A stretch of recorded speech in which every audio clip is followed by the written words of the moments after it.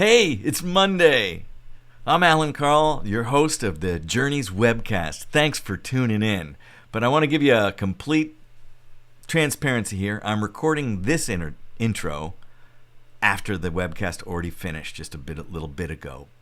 This is because I had a bit of a problem here, a little bit of technology. 2 minutes before 3 p.m., which is when we were about to go live, my internet went out. I was in the green room, ready to go live with our webinar webcast software, when all of a sudden I couldn't get back in. So I convinced our guests from Piki Piki Overland, Michnus and Elsebie Olivier from PikiPikiOverland.com. They agreed to go ahead and push the go live button and went live, and I told them just to go introduce yourself, let them know I'm having some technology problems. There'll be people in the chat room. You can start talking with them, and boy, they hit a home run with this. So you're going to like this. So for the first few minutes, it's just my guests from Piki Piki Overland, and eventually, when my internet, I had to reboot and whatever it was and reinitiate the router and all kinds of craziness, but I eventually come on, and I just think it's apropos for me being in the high-tech center of San Diego, and they in Bolivia with no technology problems. But here we are, 17th episode of JOURNEYS Webcast. Thanks for tuning in. Hello. Hi, everybody. Allan has got a bit of a problem with his Wi-Fi. That's from Silicon Valley in LA. So he'll be with us in a short while. In any case, I'm Michnus. And I'm Elsebie. Piki Piki. So we'll just wait for him to get online. He said it will be maybe a second or 2 seconds. So 1 for Bolivia, 0 for California. Yeah, Silicon Valley. We're supposed to have the best Wi-Fi in the world. We've got a few people that's already joined us. Adele, Brian, Rosemary. Hi, guys. Nice to meet you. Colorado, Rally, NC. Where's NC? I'm not familiar with that. Grateful to be stuck in Peru. Hi, Adele. Sorry. Where are you stuck in Peru? We're in Sucre. Didn't make it to Peru this time. So hope all is good there. But we love Peru. I could go back tomorrow. So cheers. We'll wait for. Well, I'll have to open. He's drinking alone here. Cheers, guys. Cheers, guys. Hi, life. We are in Sucre in Bolivia. We made it to Sucre. We suck in the Sacred Valley. And how long have you been locked up in Sucre, Adele? Oh, goodness. Yeah, that's cool. Yeah, we're loving Bolivia. We haven't seen that much yet. We've came in beginning of February, and the 1st of March we arrived in Sucre. And shortly after we arrived, they started with the lockdown. So first it was schools and markets, and yeah, so we're still here. Okay, we're still waiting for Allan. Hi, Michael. No, Motorcycles is is with us. Well, not with us. It's a different location than it's we parked are. with friends at the moment. Friends. Yes. Yeah, we're not allowed to drive around or ride around. We're not allowed to ride around. Yeah, Sucre is quite strict. The whole of Bolivia has been quite strict with the lockdown. So yes, no regional borders is open. So we're not really allowed to use our vehicles, not even in town, unless you're an essential worker or your area of work has been opened. So we've been walking. Haven't started the bikes in over 5 months. Sad. Yeah, Adele is saying Sucre is a place to learn Spanish. Heard it is lovely. Sucre is a beautiful little town. The center is all painted white and beautiful tiles and really beautiful. Yes, it's a place to learn Spanish, although everything is closed. Now, we've tried to learn Spanish, but we can't because the ladies, we're not allowed to see them often enough. Yeah. So we haven't seen much of Bolivia yet. We've basically came in from Paraguay, and we've done a bit of the Lagunas route and then up to Sucre when things started going in the direction of lockdown. So, yeah, we've got lots to see still in Bolivia, if they'll allow us after lockdown ended. we'll try our best to convince them that we need to stay another 5 or 6 months to see the rest of. So we basically seen a bit of the north and Uyuni, the Salar.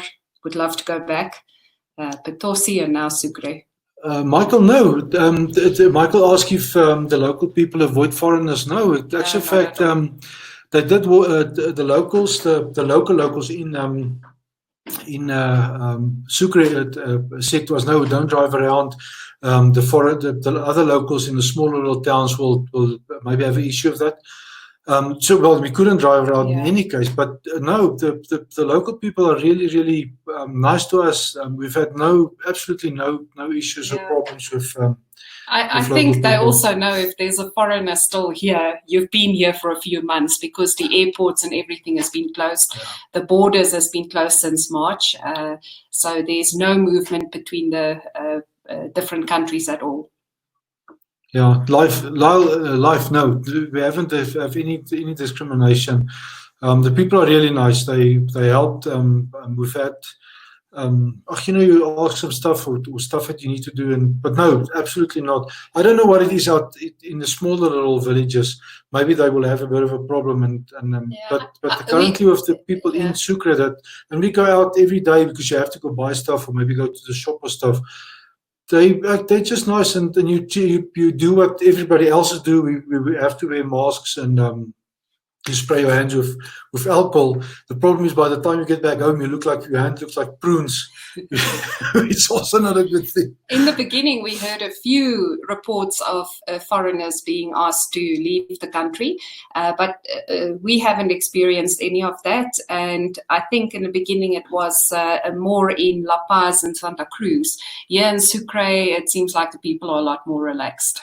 There's a lot of stuff we still need to see in Bolivia. I mean, we've only been here a month and we've only been coming from Tupiza and those areas. So thank you. If you have any tips and places that we need to see, please be free. On our Piki Piki on our blog, you can send it there on Facebook, on Instagram.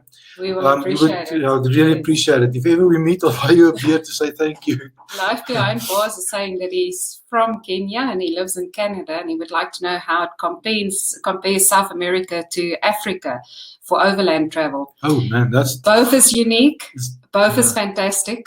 We enjoyed Africa a lot, and so far South America it's huge. We haven't seen it all, but yes, Africa, both are beautiful continents. Yeah, Africa is.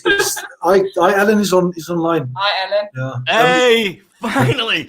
Listen, I am so sorry, guys. We didn't get to do the big opening here like I usually like to do, and but this is you gotta say that there's something kind of funny happening here. Is that these two, this beautiful couple here, who are locked down in Sucre, Bolivia, are having better technology work today than I am here in San Diego. The hub of biotech.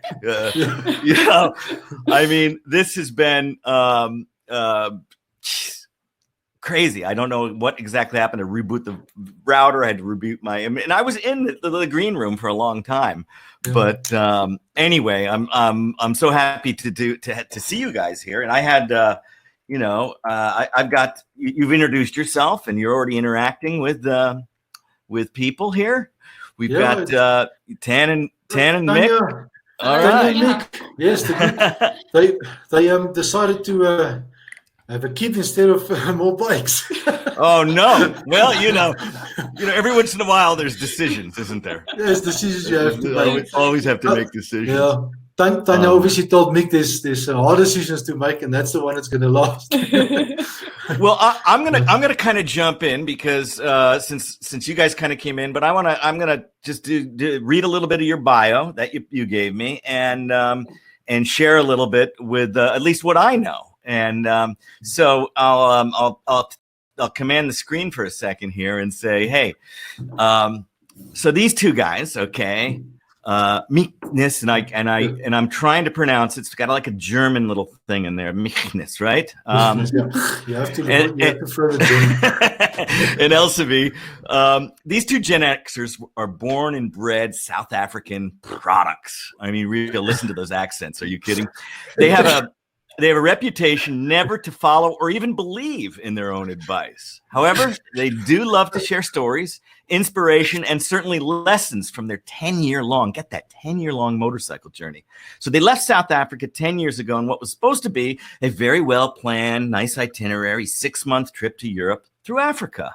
However, that motorcycle travel seduced them, and soon they were addicted to life on the road. They had no choice but to continue. So throwing caution to the wind, they sold the family pets and even their mom, and they hit the road. Since then, they've been motorcycling on a semi-permanent basis to this day. They currently are tightly locked down there in Sucre, which I've been. I had a little lockdown in Bolivia with their 2 DR650s, wondering just when they can make a move. But no matter what, as they say, if the bones, wealth, and health last, we can continue motorbiking and explore more of this beautiful, wonderful rock we live on. So there's the official welcome to. Thank you. So let's arrange this so we don't cover up Elsebie's face here. We'll bring that down here. There we go. That's more like it. So. Tell us exactly when you got to Bolivia and how long you've been there.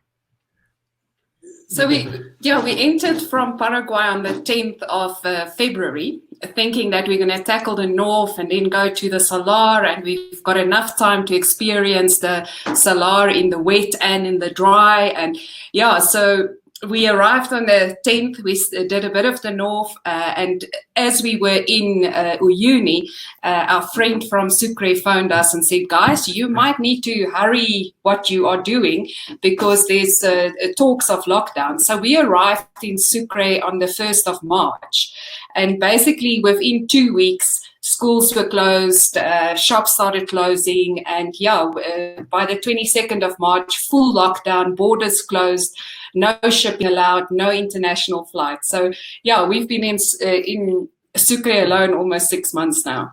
But it was really, they didn't take any nonsense here. You had to, your ID or your passport, the last digits was arranged that you can go out once a week to buy stuff, and that's it. Is it a particular day? Like you're given Tuesday? Correct. Elsebie was given like Tuesday. I was on a Friday. And you were still also in the beginning only allowed to go one person per household per day. Yeah. So even if you were lucky and you had 2 people that could go at the same day, they were really, really strict. It's now a little bit better. We can some of the restaurants have opened. You can still only sit apart, so there's no sitting closely. Everybody's wearing masks. If you go into a place, you get alcohol sprayed over you. You get fumigated. You get injected with some. Riding around is out of the question. If you want to have your use a vehicle, you have to get a license permit to say you're looking after your parents or your essential work or something like that. Other than that, boof, no vehicles. Initially, the lockdown was for the whole country, very strict, and then they started changing it that each region can take a decision on what they want to do. Now, Sucre, I think, or the province we in has been really, really strict. And for instance, Sucre, the city itself, has locked all vehicle exit and entrance into the city now for since the beginning of the coronavirus. So even if we wanted to, there's no way we can leave the city. But it's not bad. I mean, seriously, it's we have a beautiful place we stay. We've met some really great people. We've got beer. Our friends in Africa only got beer and smokes again 2 days ago, something like that. So there you go. We can't complain. I see that you are. You're drinking a beer right there, and I had one ready to go here, but all the technology had me all flustered here, and it's sitting in the fridge. So what I'd like to do, since what you said is you came in from Paraguay, and the first thing you did is you kind of did the opposite of what a lot of overland travelers do, because a lot of them are coming, from the south. You came from the east, so you came in and went directly to the Salar. not directly, but that was kind of your first route, as opposed to going to La Paz or to Sucre or anywhere else. So you have a little video here, and I want to share this because a lot of people don't understand what the Salar is. It's called the Salar de Uyuni, and I know this because I've ridden my motorcycle on it, closed my eyes for about a minute. It's about how long I could take it. Well, that's the one thing we need to do. We've got a challenge from everybody that we need to do it. And you need to do it in the nude. So this is the largest salt flat in the world. It's about 4,000 square miles, which comes up to be about, 7,500 square kilometers. And it's about the size of the whole state of Delaware here in the United States. And it's also the highest salt flat in the world, sitting at about 11,000 feet or, 3,500, 4,000 meters high. And so large and so high, it's actually used you can view it from space. So those astronauts that just splashed down about a week ago probably could see the Salar as they were entering into the orbit because it is huge. And it is used as a target to calibrate satellites. So So this is and if you do me a favor, once this video starts going, turn your mic off because it'll echo and feedback in there. But this is the video you made about Bolivia, and I'd like to share this because this gives me an excuse to go get a beer. Okay, so I'm going to turn my mic off, and this is Audio of mic.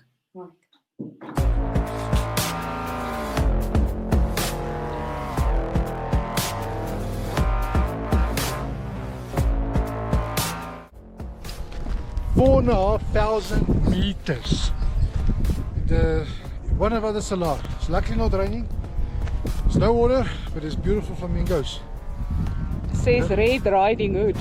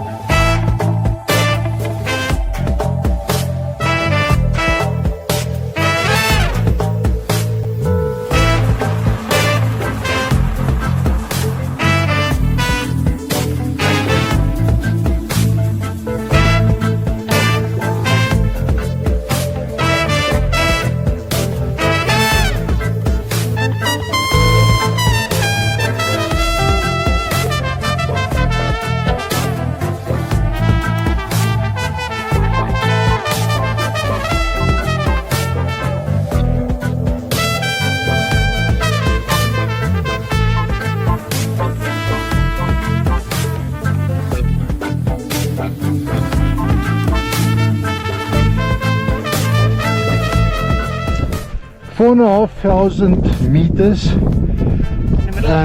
the middle of nowhere. There's two vacunas. They're too far to barbecue, so it's not gonna happen. Check all the lights. And then just there. And there we have a highway for ourselves. There's a lane, there's a lane, there's a lane, there's a lane. But don't be fooled, because this turns into washboard quite quick.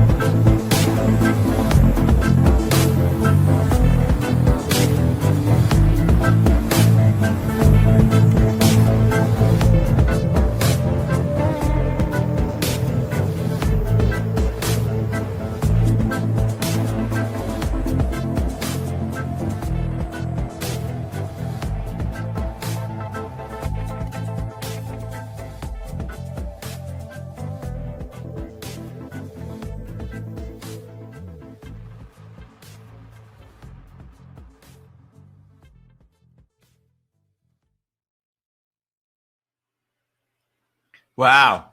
That very end, that last shot there with the great little flare in the sun was the Salar, obviously. And the other parts, tell us that's, I used to refer to it as lagunas, because there's quite a few lakes that you visit up there. Yeah.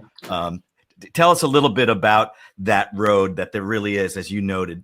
There are no tracks.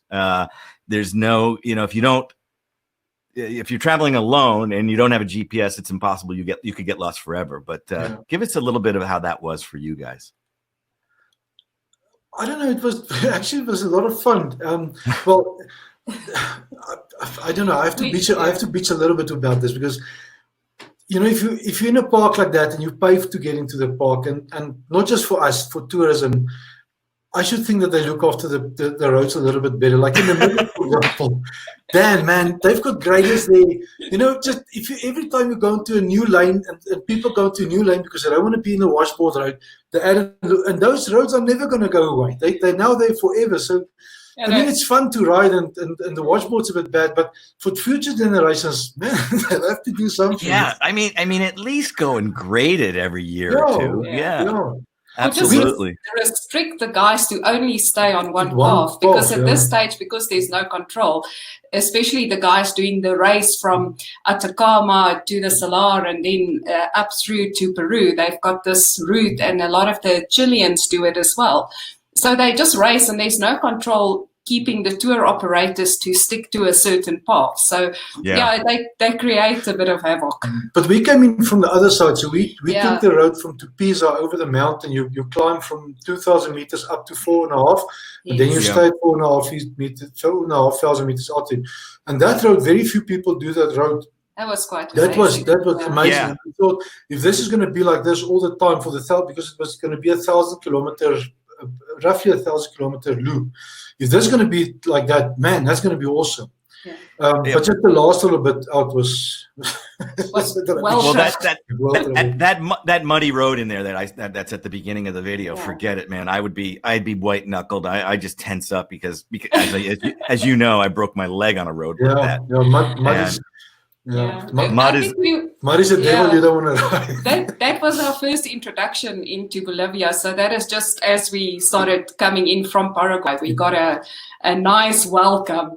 It was raining reasonably hard, and you could see it's been raining for a while. But fortunately for us, that piece was well traveled, so it wasn't too muddy. It was actually quite compact. Yeah, it was more stone rubble than what it was muddy. Oh, okay. It looked nasty though. Yeah, the video. It was rubbish, but it was fun. Hey, for the people here on the webcast, just if this is your first time, I put up a poll, by the way, and it looks like a third of the people watching right now is the first time. So my name is Allan Karl, also known as WorldRider. Like these guys, I've been traveling the world for about 10 years as well. Not as much as these guys. I did a 3-year trip, and now I spend pretty much 3 or 4 months up until Corona, traveling around. I've been doing Eastern Europe, the Balkans, and out to Central Asia as well. But anyway, I wanted to show people that might not, it might be geographically challenged exactly where you guys are. So I'm going to put up a slide here.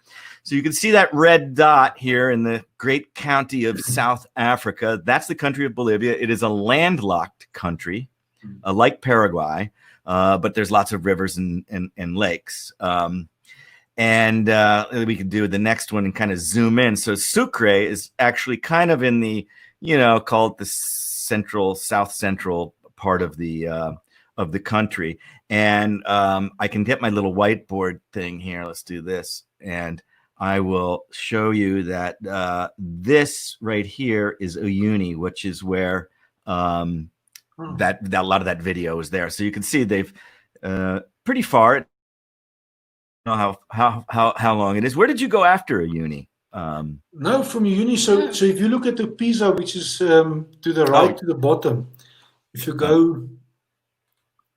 It disappeared. Yeah, so if you go, two pieces right down. Yeah, so basically, if you draw a line from straight down from Pisa across down into the corner of Bolivia on the bottom, and then back up to Uyuni and then to Sucre. Yeah. Okay. So we haven't done much other than the north and which everybody knows as the Lagunas routes. Yeah. Yes.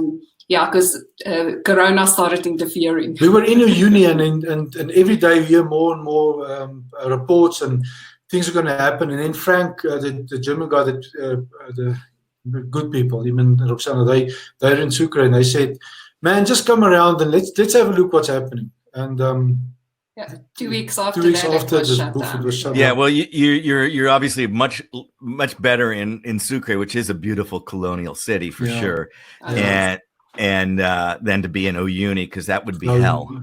Yeah, Uyuni is shut down and much colder than it's here. much colder. Yeah, we're really lucky. It's almost we're laughing every morning. We wake up and we look out the window, and it's a beautiful blue sky. And we're saying it's really living Groundhog Day this side, because even the weather don't change. I mean, it's absolutely amazing. It is Goldilocks weather every day. It's between 20-25 degrees. Beautiful stuff. You cannot complain. The only thing I complain about is that nothing happens. It doesn't rain. It's no wind. Nothing. It's just beautiful every single day. If you're a person that like constant weather, this is your city. Yeah, I want to show some of 10 years. I want to come back to your 10 years and how this started, and and I'm curious also what kind of rate you got from Mom. If it was good or did you negotiate hard. But I wanted to look at where you've been, just on a not a macro level, but just a little 20,000 foot view here, and. I mean, I'm assuming this photo, you sent me a bunch of photos, which is great. I'm assuming this is Africa. Those are acacia trees. Is that? That is Lake Turkana, which is it's in Kenya, but between Kenya and Ethiopia on the side. Very few people go there ever. Tanya, that's Anya, she and Mick actually did that route. And I think there's about 4 other women that I know of that actually did that portion. It is absolutely beautiful, but it's brutal stuff. There's nothing. It's a 1,000-kilometer trail that you do. You have to look after yourself, your own fuel. It's a green border that they call. So there's no official border between the two countries. And but it's it's Africa's turquoise lake. It's saline, no? It's I don't know. But it's a turquoise lake. It's absolutely beautiful, but it's brutal too. I don't know how people live there. I honestly don't. A very hot region, and the surface changes from what you see in this picture, like volcanic type of rocks, to sand, to very deep sand, and then back to the rocks, back to bigger rocks. But it's you're never bored. You're never bored. You're never bored. And this is I've seen the lake on the map. I didn't go there, of course, but this would be about northwest of Marsabit, right? That's correct. Yeah. So there's a Marsabit road that was 200 or 400 kilometers that wasn't tarred, and there's this loop that you can do around it. That's how much we hate corrugated corrugation. roads that we actually go take 1,000 way out kilometers. You routes. take just not to go on the Marsabit Road, anything but that Marsabit. I met a guy on a Royal Enfield when I was in Namibia, and he had rattled off the seat and the front headlight on that road. Oh, yeah. On that road, I can imagine. Yeah. So I'm gonna let me go and put our little pictures over here. So your first trip, which was going to be 6 months, started in 2010, and you basically in this. I'm sure if you went really micro here, you could kind of see where that lake was. But nonetheless, from there, are you from Durban? Is that where you're from? East London. East London. Okay. Yeah. Slummish. It's a rubbish. About 600 kilometers from Durban. I haven't been to East London, nor have I even been to Durban. I was down in Coffee Bay, and No, then you've seen the good stuff. Coffee Bay is close to us. I mean, is it? Okay. Yeah. Okay. The Coffee Bay is our backyard. Yes. Oh, okay. Okay. So I was close to you guys. And so that was a 2-year trip. Did you take 2 years to go through Africa and end up in Israel? And that was 2 years round trip coming back as well? No, so originally when we started travel, we still had businesses going back home, and we still had pets. So we originally said we're going to take 6 months off and then return, and thinking by 6 months we will be in Europe, because a lot of people do Cape to Cairo in 3 months. Well, we only reached Ethiopia after 6 months, because we're slow travelers, that we found out. So we flew back home, we started organizing, we went back for another 3 months, came back another 3 months, and then we realized, no, this is not for us. And that's where the serious decisions started taking place. So we eventually ended up selling our business and renting out our home, and we hit the road more permanently. That is when Mom got sold as well. The 2 dogs. and then of course you went from Israel to, looks like, Sicily. And it was on a road, a ferry that we took. Salerno, yeah. But the problem with Europe is that because we're South Africans, we only get Schengen for 3 months at a time. Then you have to bugger off for 6 months. So we had to fly forward and backwards into Europe to do the 3 months at a time. That map is sort of okay, but it's not. There's a lot of other stuff that we saw that is not on that map, because I can't get Google to do it properly. And I'm not proficient enough to draw. Right? Yeah. No, but I mean, it's still it looks like again, we can let's stick us over back over here, so you can kind of see. You went to Gibraltar there, and you did a good part of Western Europe. But we'll continue. All to the right that's still left that I still need to go do. That's kind of where I've been riding the last 2 years. That's all the way. You see that where it says Georgia just over my head over there? And then what's not on the map is Azerbaijan. So that's where, and the Caspian Sea. That's where I ended up. Coming back. That's after South America. That's we're doing serious planning. We're trying to see if we can get residency somewhere so that we don't have to do these 3 months in, 3 months or 6 months out. Yeah, that really truly is a pain. So yes. So what happened was that we couldn't, because of the pain of the motorcycles and the visas and stuff. A friend of us in Dilley, Texas, Hank, he's also a motorcycle traveler. He's got 600,000 miles on a 1100 GS miles. Wow! Oh, no, he travels. He travels. So he said to us, man, leave the bikes in Europe, come to America, buy 2 bikes and do this. And Elsebie started doing the calculations. And it was actually cheaper, not cheaper, but in proportion was cheaper for us to buy 2 new bikes in America than flying the Dakars over there. So we left the Dakars in Ulm in Germany at friends that's still there with them. And then I spoke to Mick. Mick helped me a lot, because we have 2 DRZ 400s at home, and I wanted to take them. And Mick said, leave them, buy 2 DR650s. You won't be sorry. And we're not. So the DR650s you're on are from basically from Texas. America. Yeah, that's correct. Yeah. And man, it was so cool. So a guy in Santiago where Hank is, I put adverts on Gumtree and all these places, and I say, please, man, I need 2 DR650s, and in America, and then people would come back. Now you're a Nigerian scammer from South Africa. No, go away. And eventually I phoned Hank. I said, Hank, please, man, can you not help me? And out of serious desperation, I put it up on adventurous.com. I said, I'm looking for 2 DR650s, late models, low mileage. And the guy's in San Antonio, Mike. He says, I've got 2 of them, low mileage, 1,000 miles on them. Practically new, you can have them for a good price. And so poof, one guy had 2 of them. I guess, one guy had 2 really of them. Lucky. We yeah, he did all the modifications already. It was meant to be. It was meant to be. It was. So the bikes you were riding in Africa, because I looked at one of the shots and it looked like a 1200, but you have Dakars. You have the 650. Yeah, 650. That was 650 Dakar. Yeah. Oh, what year? What year are they? 2004 and 2006. Yeah. Okay. Yeah. So I have a 2005 and a 2006. The 6 is here in my garage. The 5 is in Athens.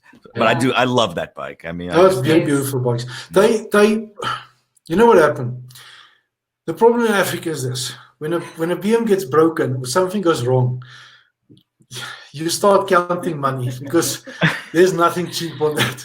And that happened to us. So I can not now. I'll tell you later on what the stuff that you need to look at. But yeah, but they're beautiful bikes. It's bulletproof, except for a few things. It will in the end, a $10 washer or little screw will cost you almost $400 after you've cleared it through custom and after you've waited about 3 weeks. So we sort of learned our lesson through Africa to choose our bikes a lot more wisely. So when we came to the Americas, one of the bikes that we really thought we might end up with is a Suzuki, and we were really lucky that we did in the end.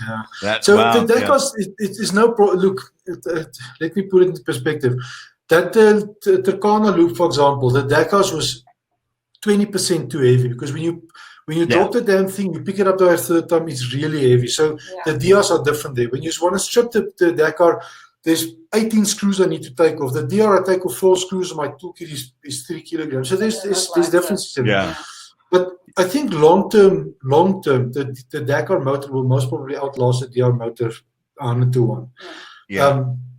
The DR is a little bit cheaper to maintain, but the DR is not close onto the power and that kind of stuff of the Dakar. So I think it's a close scene onto what you want to. I still love the DRs. I mean, they're still there. Does the DR have a 21-inch front wheel? Yeah. It does. Okay. Yeah, 17 rear and 21 front. Yeah. 17 rear. Yeah. Yeah. I was in. So the things that happened to me, and this is, I'm sorry for those who are watching this webcast that might not, care about fork seals or what these bikes are. We'll get more into it. But I had to prepare 2 sets of fork seals in Africa. Easy. And the steering head bearing as well. Steering head bearings go every 10,000 k's. Yeah. It's got now, I think I've got about 160,000 kilometers on mine. But I was just, I think, on 90,000 each or 100,000 each or something. Yeah. But they had a hard life. That's part of the reason we didn't want to bring them to America, to start the Americas, because we were going to do in any case another 100 to 120,000 kilometers in the Americas. So, let's look at your route again here. So you did mostly the western states, here, which is amazing. You spent time in Utah and went up in the Grand Teton. We sort of followed the mountain route. Yeah, we tried to do all the dirt roads that we can find. A lot of people gave us some really nice stuff. The only reason we didn't stay longer, we had 6 months for America. We stayed nearly 4.5 months. Yeah. Is that, man, it got expensive for us. Yes. Our budget, just even sleeping in a tent as much as possible, sleeping in a ditch, in a drain pipe, wherever we could, bump to stay with people, man, it was expensive for us too. Yeah. It's just, I don't know, it's just, everything is just that little bit much more. Yes, it's very US. It's definitely more expensive. So let's talk about it. Tell us about your previous business and how you finance. A lot of people out there are like, wow, I can't believe these guys 10 years. And yeah, you go back. Obviously, it's not continuously 10 years, and fill up the kitty, so to speak. And as you said, as long as the bones, wealth, and health stay, you're good to go. So what about the wealth? I mean, how are you paying for this, and what is the old business? And I understand you've got a new business right now. Yeah. So We from 2015 we've restructured our income that we can sort of be permanently on the road. So from 2015 even our personal home was packed up, and that's when we sold Mom. Sorry, Mom. But yes, it's for us, I think our way of living in South Africa is a little bit different than, for instance, in Europe. We couldn't really travel as often as just after the two of us got married, because it was quite expensive to fly all the way from South Africa where you wanted to be. So I think the two of us subconsciously just put our heads down and we said, well, let's just work and see how much we can put away and what we can achieve. And to summarize it, yes, we had a business, but our main income that's helping us to stay on the road is that we've got rental property. So we have invested as much as we could into property that can provide us while we're traveling on the road. As for the businesses, it was so what happened also was that we wanted to create passive income, right? I mean, even when we were young, but we didn't know. I mean, you're stupid. You work and you think that's a life, and you have to retire at 50, whatever.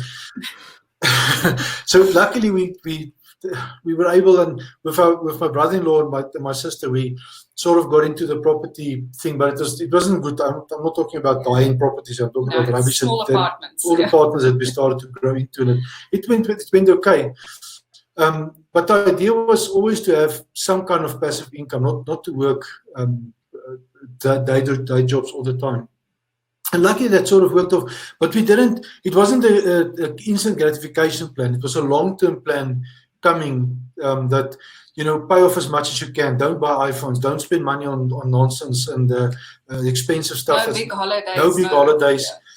So we saved and we paid off that stuff as much as we can, and reinvested the money. So it all started to sort of came to plan when we first did our first trip into Africa, because that was the first trial run to see, can we go away? What is going to happen if we're not there and we don't manage the stuff all the time? So our first business was actually born in our planning for our Africa trip, because we started, okay, we want to do a long-term trip. We need one bag, one stove, maybe side saddles, etc.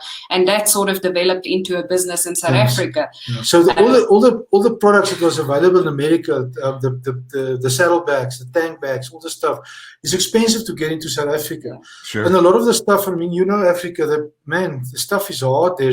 It's rough on stuff. So, and we've done trips in the past to Angola, and the stuff just don't last. And eventually we decided, let's just see if we can make our own range and our own products out of it, and make it in South Africa as much as we can to suit that stuff. It wasn't intended to. So we started making saddlebags, multi-fuel stoves, waterproof bags for motorcycles, stuff like that. And it grew from there. So, and it was nice. We had a lot of friends and people that bought the stuff, gave us feedback. And so, yeah. So we sold that business about 6 years ago, and then sort of decided now we're on the road permanently.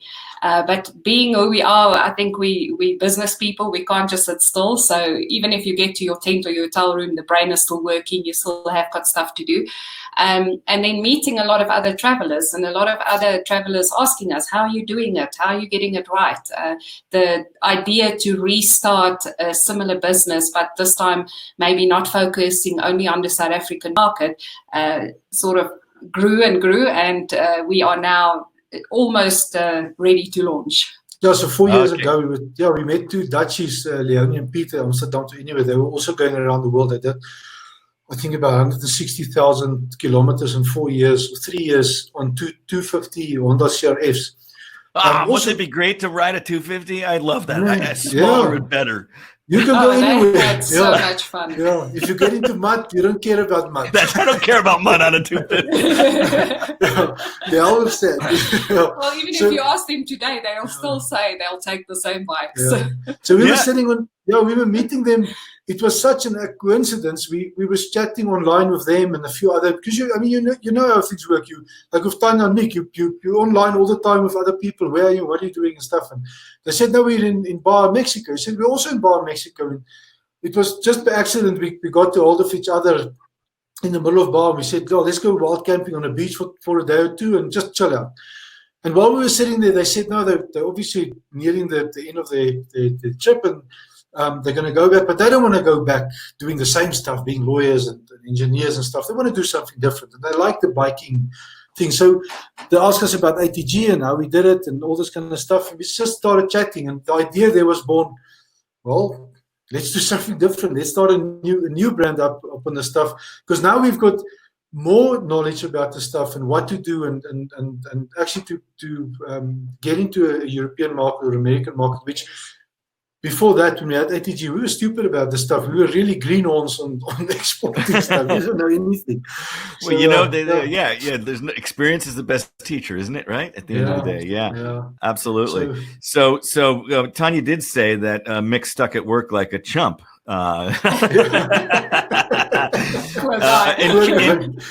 And Karen wants to know, does your beer meet your criteria? Less than $? Yes. Okay. Absolutely, yeah. Absolutely. Okay. Yeah. We will have that discussion. Cheers. Yeah. We had that discussion cheers. in America. Be warned, he's very passionate when it comes to beer and beer prices, so it might take a whole show just for that. Okay, we might have to do. Okay, we'll get into that.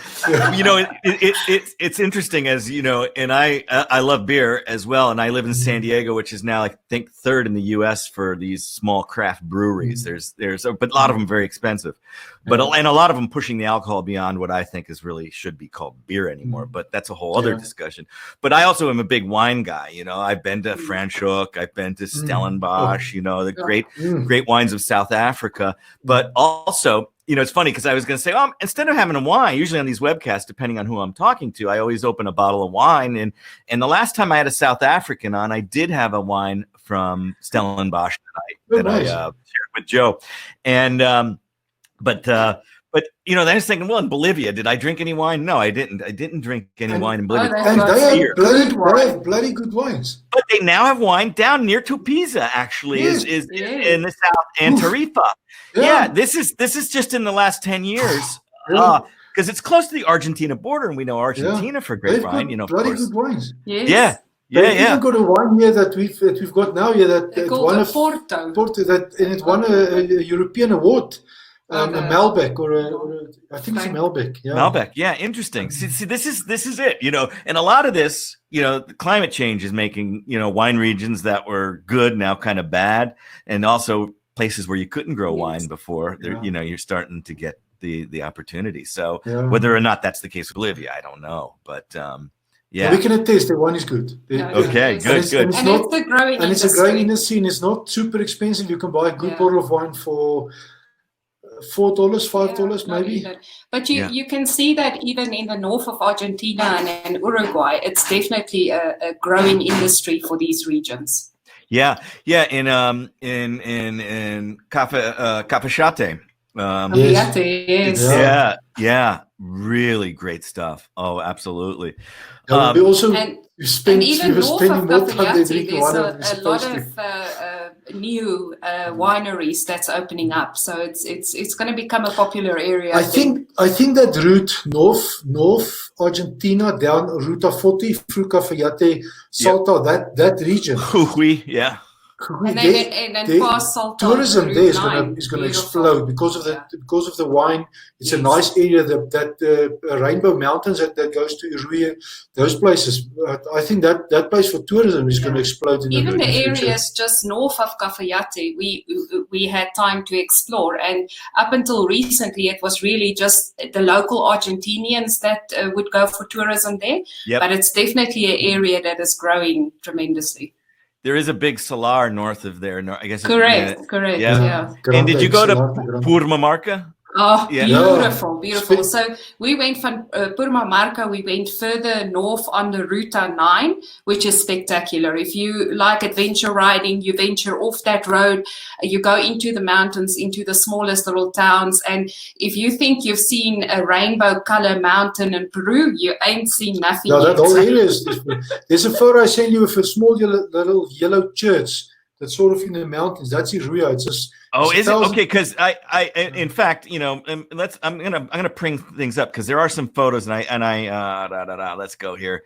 Okay, because I was showing your route there. Okay, that's the U.S. So then, of course, you've been. But that is Central America. Central America. That's after Mexico and. Yeah. Yep. And then so all the way down to Colombia. Did you go from? Did you go by boat to Colombia, or did you ship in the airplane? No, we shipped and we fly over because we actually met up with other overlanders and vehicles, and we arranged for a shared container. So it worked us like a fraction of the price.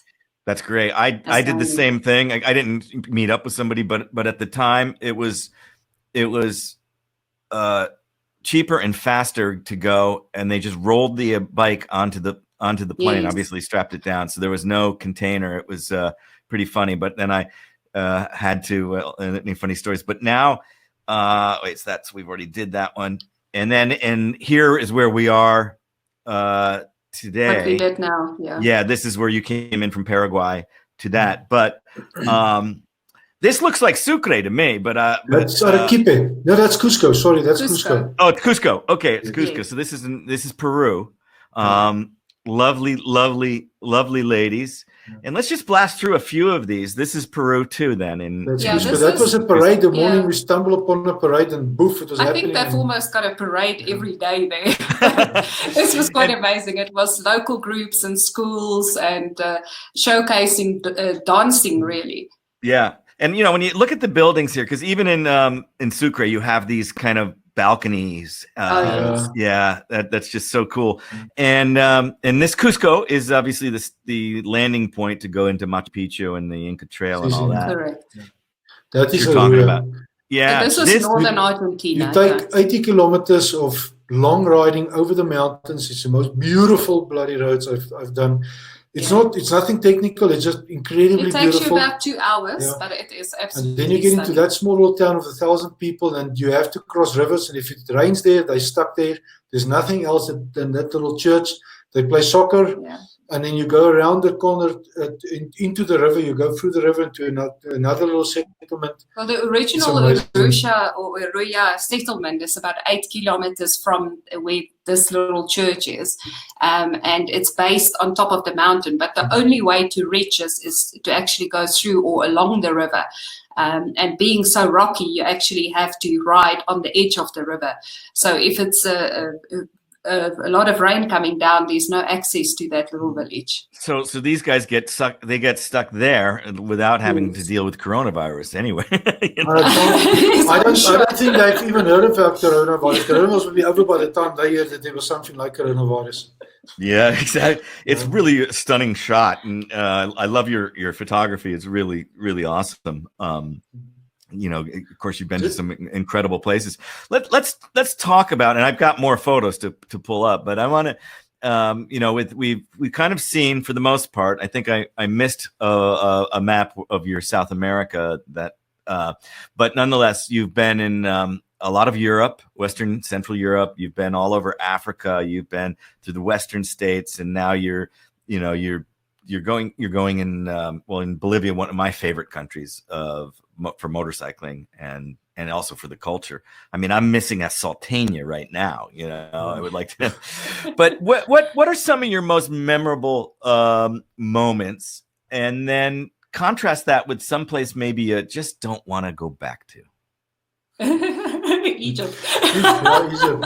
Let me just quickly see Tanya ask, where would we have liked to get stuck with COVID lockdown if you had a choice, or is Sucre exactly where you chose to be during this time? So let me quickly tell you this.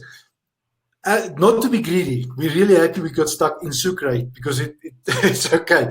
But if I had to on this trip be in places, Ayampe in Ecuador, Chile on the beach, maybe Concon or one of those places, Ecuador on the beach, and there was a place in Brazil also on the beach. Yeah, we beach people, ocean people. Yeah, if I could eat any of those, it's been nice. Well, that's to say, I mean, if you really get stuck in a place like Torres del Paine or something like that, I also won't mind that much, because then you can see some.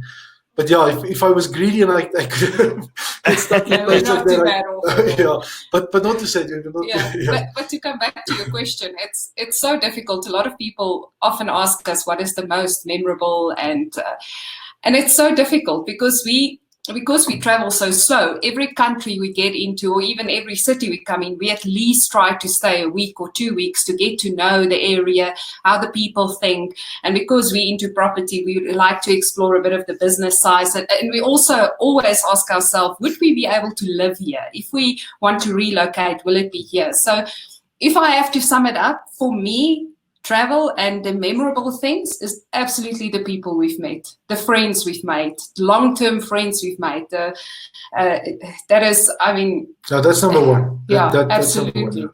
As for places, that's damn difficult. It is difficult. I mean, every country, America was spectacular on their own. Mexico was spectacular. Yeah. Kenya was spectacular on their own. Egypt, I never want to see again.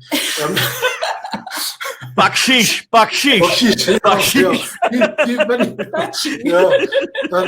Sudan, as brutal and as hard as Sudan is for everybody to travel. It was. We loved It was Sudan. the most beautiful people. Sudan, Please come take rest. Take tea with us. People is amazing. Yeah. Yeah, so it's very difficult for us. We often talk I bet you- to each other, and we often say, pick a country. Where do you want to go live permanently? And now for us, we've actually changed it. And we said, well, we could actually live anywhere. We love Mexico. We love Chile. We like Uruguay, even if it's flat. But for us now, we want to go reside in a country where we get a stronger passport than what we have in South Africa. And this is something I always say, and you guys hit the nail on the head when it comes to travel. When it comes to traveling, you may go and look at the great UNESCO World Heritage Sites, see the great churches and chapels and basilicas, and you go see great art museums, and you may go and have great vistas and mountains like Torres de Paine, as you said. But 10 years from now, you may not remember that architectural wonder, that great landscape. It was a good mountain, but you'll always remember that little lady who invited you in for coffee, or that guy that you met on the road. And this is why I travel. It's about people and connection. Yeah. And the friends you make. We've made friends all over the world now. And it's like, if we plan to go to a next country, it's like, oh, remember this guy and this guy and this guy stays there. And yeah, so for us, the newfound friendships, and even talking to people in similar situations like us that wants to travel as long as they can, making retirement plans. How are we going to deal with retirement? It can be quite fun. And also the silly stuff you get up with other travels. Like we've been traveling with Susan and Calvin, two pommies, for a while in Colombia and Ecuador and in Peru. And you get up to some stupid stuff when you travel with other people, which you normally maybe won't do, but that's also stuff that you don't forget that kind of stuff. No, you don't. And I'm a solo traveler, so though there are times, as I rode with a South African from Windhoek to basically the Zambezi River, that little ferry. I'm sorry for your pain. I rode with a guy who I met in Mexico. Oh, this is the crazy story we're saying. And by the way, I know we had a little technical problem, so I'd love to have the people on. We normally keep this to an hour, but because it started late, I'd love to keep this going for a bit because they've got more photos and more stories. And you guys are okay, right? You're not going anywhere. I've set up my cello lessons and guitar lessons is for later. Okay, right. That's right. You're taking those cello lessons. I take cello lessons. And my string quartet is also after 89. Perfect.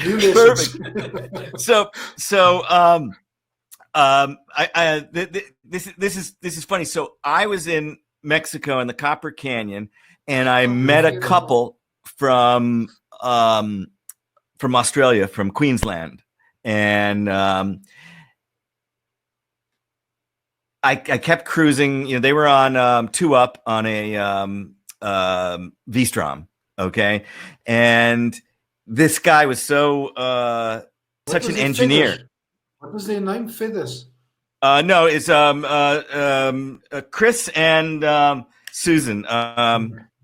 Yeah, this is what he did. So it's a chain driven bike, but he hated oiling the chain. So he actually built an enclosure around the chain. So he had a basically wet chain. He just had to put oil in this little reservoir on his V-strum. So really, really, really talented, you know, mechanical guy. I mean, he fixed everything. He was good. But I met them, and then, you know, I kept cruising on, and then later I was in Zacatecas, great city too, in the colonial part. Yeah. And they were stopped there, and they were going to stay for like 2 weeks and take some lessons. And we kept in touch for over the months. And about a year, whenever it was probably a year and a half later when I finally got to Cape Town, shipped my bike from Buenos Aires to Cape Town. And then about 2-3 weeks after I'm in South Africa, I get an email from them. Hey, we just got to Cape Town. So, you know, a year and a half later, it's funny. Like you said, you know, you meet them. So we had a great time, and yeah, fun stuff. We've met 2 Germans, Brigitte and Elke. Burnt and Elke. Sorry, yes, I'm getting stupid. In Ethiopia, he was driving they're driving a Nissan Patrol, big thing, and they drove into Wim's Holland house in Ethiopia, in Addis Ababa, and he's taking over the place, and everybody's like, who's this German? And we became very good friends, and they stayed in our house, and when we were not there, and we kept in contact, and we've met them now all this time later. Yeah, we were heading towards Europe, and they came down from Europe, so we just sort of passed each other in Africa. But we kept and stuff, and now we've met them in South America, and they're still going 400,000 k's on the truck, still going. Man, it's good stuff. Yeah, this is. Let's look at some more of the photography and just, you know, get brief little stories. We'll go through a few of these photos because I picked some of the ones that stood out to me. But here we go. That's Turkana. That's the reality of Turkana. It's dry. It's unforgiving. If you do, and the road surface you see there is most of the road that you do in that area. It's on very rocky. Rocks, yes, yeah. Wow. Yeah. But this, not far from there, we saw the skies had movement in, and there was a lot of birds around. And it was actually a carcass of a cow or something that was next to the road. But the amount of vultures we saw was just amazing. So you think there's absolutely nothing around in miles, and then the next minute, one dead cow, and there is a lot of movement. No, that's not the place to get a bike broken or get stuck or break a leg. That's definitely not a place to break down either. No, this is a quite story. We were running to get the Dakar rally after December, and we just got into Peru, and we were sitting drinking tequila and all the stuff, in Pisco.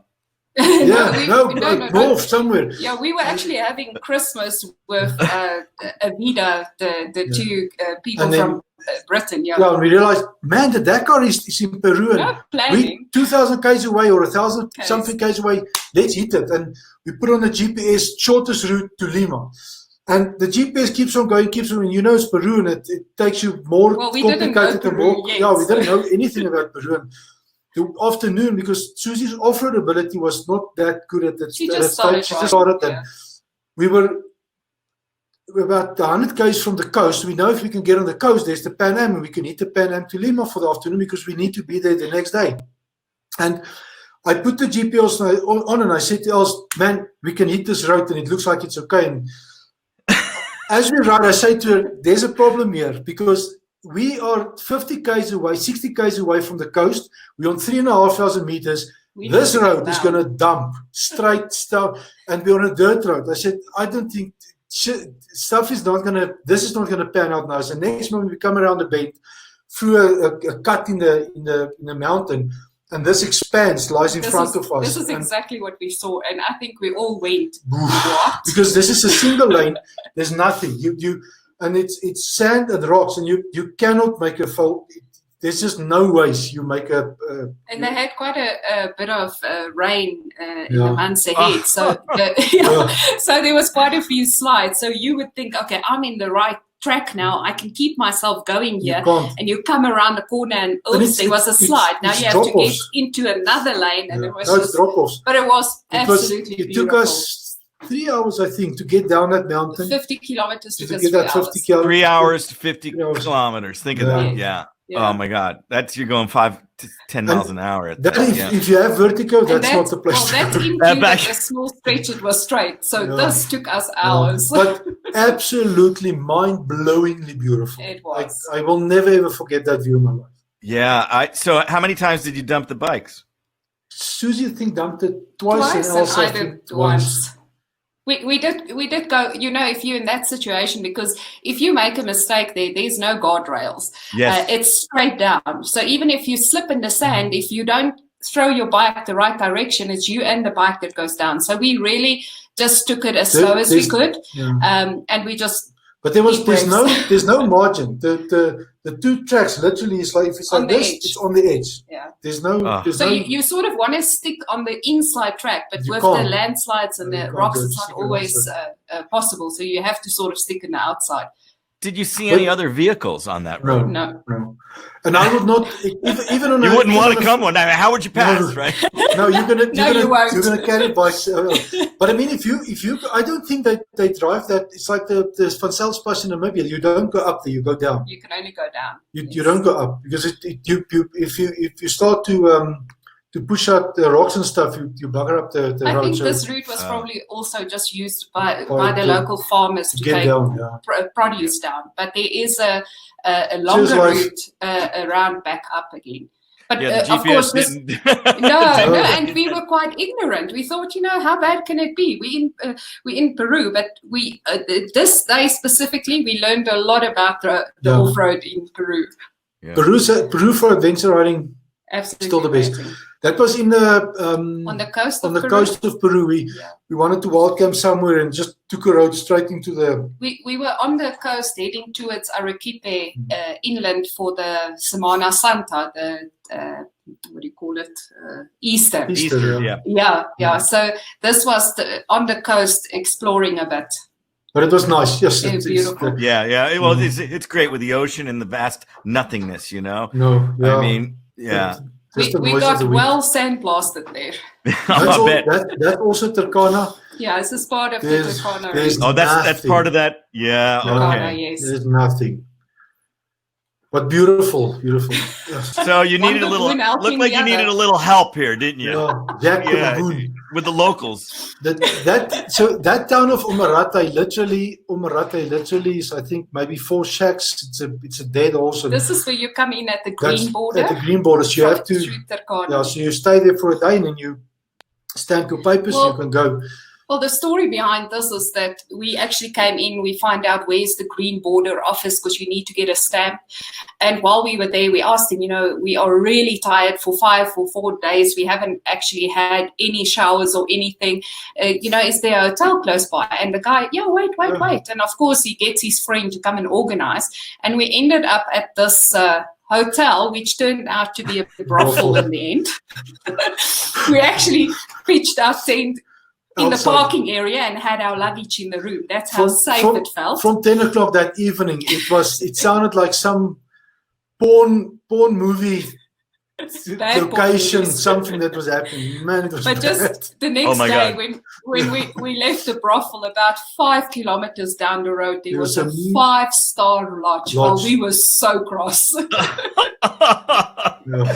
But we couldn't, in any case, afford to stay there. We can't. I mean, it was just too much expensive. Yeah. I mean, So I just have to say, just to remind you, because it's been a while. When's the last time you were in South Africa? Last year, November. October. Yeah. October. Okay, so don't feed the baboons. No, please don't feed the baboons. Don't feed the baboons. I wish I could have counted the number of signs that said that. Don't feed the baboons. Don't feed the baboons. But here you are. I was going to say. He decided that my hair is good for ticks and fleas, and he will get on my back. And we haven't showered for 4 or 5 days. Oh, so he was giving you a shampoo. Exactly. Yeah, it's a local masseuse. You have to pay afterwards. That's.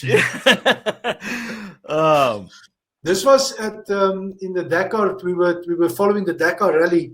2018. In 2018, it was there was no place to stay. The hotels are booked up, so you pick a place on the beach, heat it, and it was really nice. Wild camping.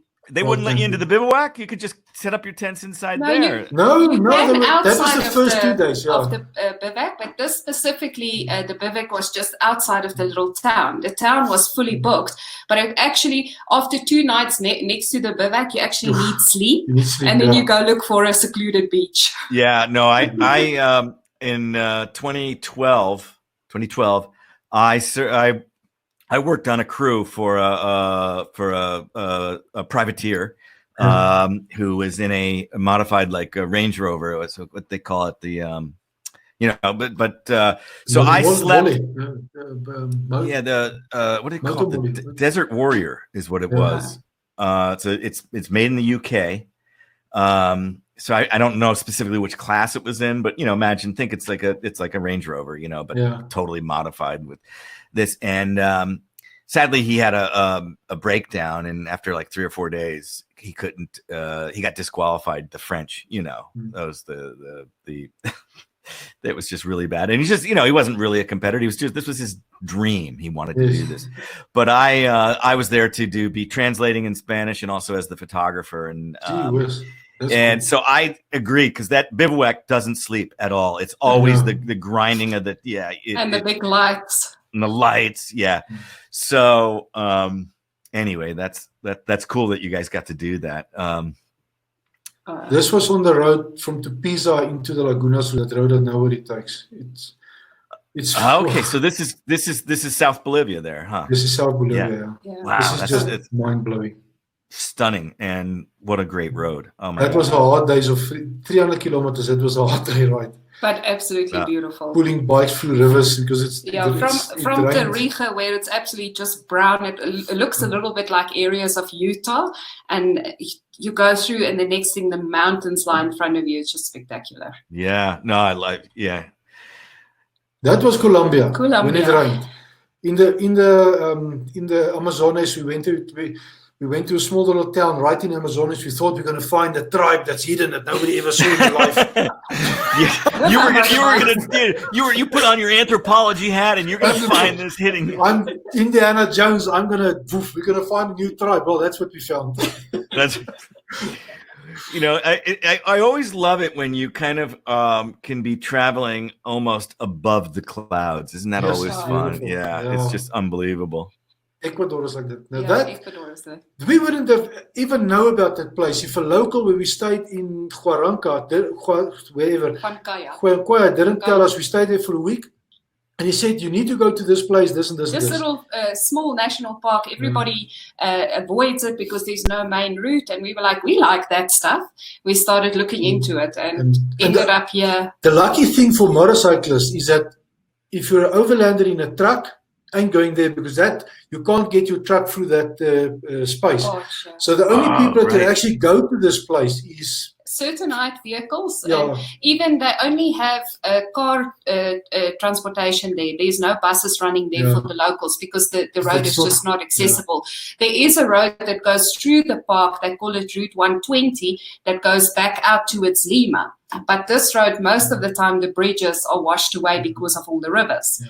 So even with us, we came through, and as we wanted to take this Route 120, the local guy said, forget it, not even with your motorcycles would you be able to. So we sort of did a side route, and we went to a place called Cocha. But spectacular riding. But this area specifically, you enter it dramatically through these cliffs or these this overhang all along the river, and then you start going into these small little towns, and then the next minute you are thrown with waterfalls and cascades. I think we looked at about 17 kilometers of constant cascades and waterfalls. Yeah, it's not a cave, Adele. It's a road that goes right through the mountain there, and then it goes all the way to the sea, to the coast, and it turns off into this beautiful place. area. Well, Benny Boo, who's joined us here. It's Bruce. He and his wife is stuck in Chile. He's also South African, and they were supposed to go back to the Dominican Republic. They stay there, but they're still stuck in Concon. Oh. That's not a bad place to be, right? No. We could trade places. Yeah. Yeah. The Chile coast is cool. So, and I think that was Dan. Is he Life Behind Bars? I don't know. It's like a code name here, but he says he's got to go. But and we have Adele, who actually was a guest, was a spontaneous guest when I did, like, you're the guest. I did an episode of this webcast where people who just normally tune in could come on board one at a time. And Adele is actually locked down in Peru right now, and she's not a motorcyclist, but she's been on the road about as long as you guys since she decided to sell that. So Adele, connect with these crazy South Africans for sure. Okay, let's go. What do we got here? Okay, Patagonia. That's Patagonia. That is the Carretera Austral. That's the Carretera Austral. God, I didn't do that route because it was pouring rain for like 2 weeks before, and everybody told me I probably shouldn't do it going alone. You should do it even in rain. That road is not, even if it rains, you can do that. The only problem is that, and we had a hat trick of good weather just for that, for tourists. And I tell you, if you need to go back. But make sure you've got enough time, because even we sat out a couple of times, sat in an Airbnb for a week or two, waiting for the weather to get better. And it's worth it. It's absolutely worth it. And their roads, if you see this one in the picture specifically, they are constructed that even if it rains a lot, the water runs off very quickly. So it's a main road. So it's still doable. Yeah, the only problem is if it rains, it's a lot of rain. You're obviously not going to see the mountains. And the time we were there in March, and it was cold, and sometimes it rained and stuff, but you had this absolutely beautiful views of the mountains and the clouds sometimes. And if you wait 20 minutes, that mountain in the back will look different.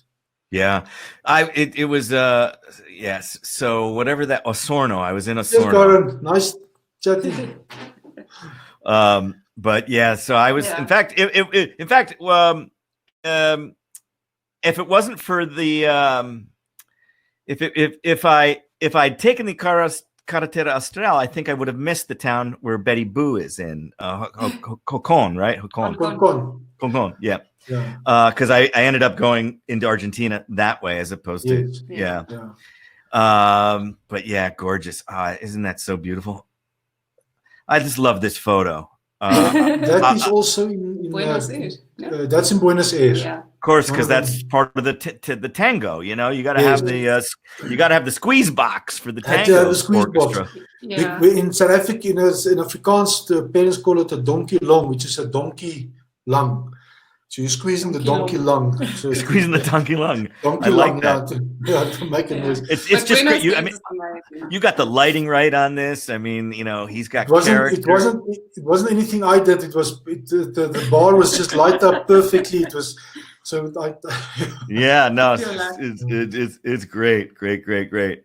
And of course, I love Torres de Paine. I stayed there and I didn't do the whole circuit, but I did like a 2-day hike. And staying at a refugio, and leaving my motorcycle with I had my very lightweight cover on it at one of these little, what do they call those? Anyway, and when I came back, the owner of the manager of that place I had left the bike said, "Oh, by the way, your motorcycle cover, we're lucky we got it. Somebody came into their room and said, hey, there's this black fabric thing running around. It was doing like a tornado over there. So somebody got it and they kept it inside. So I'm glad I did that, because that's my security blanket, when you can't see it, right? Covering the bike. Makes a bike disappear within an instant. Yep. So great. What a great shot. I mean, that was that was the evening. We stayed with the stars. 2 days. Again, we were really lucky. So it's quite expensive to go into this park, and we sort of entered from the north side. And as we entered, the guy said, okay, fill in this paper. Let me just go get the ranger. And off he went, and he came back and he says, I can't find him. You guys can go in. So we were like, not paying. He says, just go in. So we're like, okay, now we can afford to stay more days. And we actually loved it. And the weather turned out spectacular for Michnus for photographs, with the wind just sweeping the clouds over the mountains. So every hour it had a different scene. I think nearly 2,000 photos there. Yeah. You can take a photo 5 minutes later and it will look So different. instead of us hiking, we spent this specific day 5 hours next Just to this waiting. lake, just Yeah. taking photographs. And how was the wind there at that time? It wasn't too bad, but it was windy. Yeah. It was, we sat between the trees, so it sort of gave us some protection. But but the clouds were moving beautifully. But the afternoon, just before sundown, it's heavy wind. So at one stage, I was taking photos. On that photo on the left side behind the trees, and I literally had to hang on because I did long exposures, like 20 or 30-second exposures, and I had to hang on the tripod to keep it still. Oh, the winds in El Chalten blew my bike over. Yeah. No, it's That is in Mexico. Mexico, and there's a festival every year where they have horsemen. The horsemen show their skills. The charreria, and then they have the what's the bands? The mariachi bands. Yeah, and they have these ladies with the beautiful dresses, and they do the Saturdays a parade through the city of Guadalajara. Guadalajara city, and we were really lucky that they had both the festivals at the same weekend. So from the Thursday right through until the Sunday, it was just parades and parades, and they had the national competition for the rodeo, as you would say in America, and we spent the Saturday 9 hours around that ring, just watching the competition, and they had the mariachi bands coming and going. But that's what I absolutely love about South America and Mexico and these places. You can get the camera into places, and people are not offended. They don't feel bad. They don't chuck. So they obviously, it's just a different vibe. They interact, and it's absolutely, I love it. Yeah. Well, speaking of the rodeo, that is a rodeo. Yeah, so I understand now. I want to kind of bring you guys back on stage here. You didn't just go to the rodeo; you actually were in the rodeo, right? Tell us that story. Yeah. So we got to this rodeo, and I've got my flip-flops on because I don't know what else. It's a Saturday. Into the rodeo. It's warm. It's a beautiful day. I had the camera there, 2 batteries. I knew, man, I'm going to take some really nice shots here. And obviously, I don't look like a Mexican. I look like a proper damn tourist now. Gringo. Gringo, yeah. Yeah, but if you speak a bit of Afrikaans, they're like, oh, well, you can't be a real gringo. You must be some other different kind of gringo. So, what's up with the story? So, and then now I'm Suid-Afrikanos, and no fumar Spaniel. I don't smoke Spanish, and they start to laugh, and I laugh, and I drink tequila, and it starts to get bad. So, people, and that's the thing, they don't. I stand with the camera I put the camera in the ring as they come around, and nobody says a word. And the ladies that's walking around with beers and tequila, and they sell beers and tequila, and there's no problem. In America, I went to a rodeo. I wasn't even allowed to take the camera into the thing, and that was like, no man. So as I took photos, eventually the guy that runs it, what do you call it? The master of the ringleader. Ringleader, yeah. He came to me and I thought he's going to tell me to bugger off because, what are you doing? And he says, so we are. And we said, no, I'm South African and I'm taking photos because I want to write the article and stuff like that. And he says, you come with me. So he takes me into the ring, and they don't hurt the horses because that ring is padded like this with soft soil. So if the horses or the cattle fall, it's not hard stuff. And it's like fine river sand, so it's not dust. But I can't walk with my flip-flops, so I'm kicking up, and the whole arena is starting laughing at me. The whole arena is laughing at me. Well, he started walking, and he sort of walked out of my shoes. So I go with him in the ring, and then they did this thing where the horses comes charging in, and then they break. They lock their back hooves onto the ground in front, and they like this, and they slide. I don't know what else is a trick. Well, they see who can stop the fastest. And who can stop the fastest and the longest they can do that. And he says, you take photo here, you take photo here. Man, they nearly ran me over. And then from there on, I could go anywhere in that ring. I could stand right in front of. But it was such a blast. 9 hours. It was the biggest blast I've ever had in my life. And to have photos right in the ring, and I've made an article about it, and I know people are very sensitive about it, and it is sensitive, but they don't hurt animals. It's a sport for them. it's really, they look after the animals. And it's quite a scene to see, because it's not about just let's catch the bull or the wild horse. It's actually about their rope, how they handle it, how they handle the horses.